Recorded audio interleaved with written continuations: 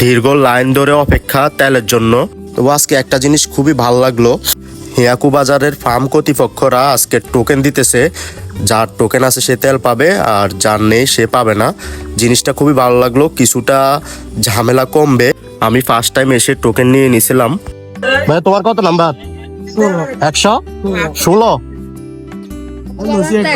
কি অবস্থা ভাইয়া? ভালো আছেন? ধন্যবাদ। আপনার কত? 54। 55 কই?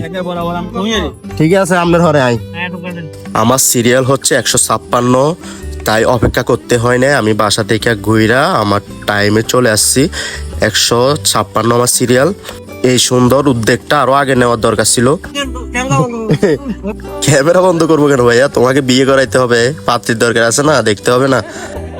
পাম্পের মালিক ছিল আমার নানা, কালাম কোম্পানি, যিনি মারা গেছেন। আসলে অনেক ভালো লোক ছিলেন। আজকে প্রথম আজকে টাঙ্কি লোড হইলে আর আসবো না, 10 দিন আসবো না, যাও কথা দিলাম। 1000 টাকা দিবে না?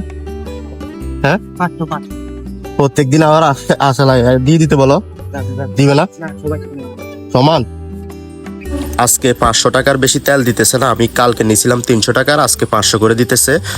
পরবর্তীতে পুলিশ ভাইকে অনেক রিকোয়েস্ট করলাম, বললাম যে আসলে আমি আর তেল নিব না 10 দিন, আমাকে টাঙ্কিটা লোড করে দেন। পরবর্তীতে পুলিশ ভাইটি আমার রিকোয়েস্টটি রাখলেন, বলছে 10 দিন যেহেতু পাম্পে না আসি। যাক, ফাইনালি টাঙ্কি লোড। আগে তেল কিছু ছিল, আজকে 1000 টাকার পুরাইছি। স্যার আপনাকে অনেক ধন্যবাদ, আসি, ভালো থাকেন।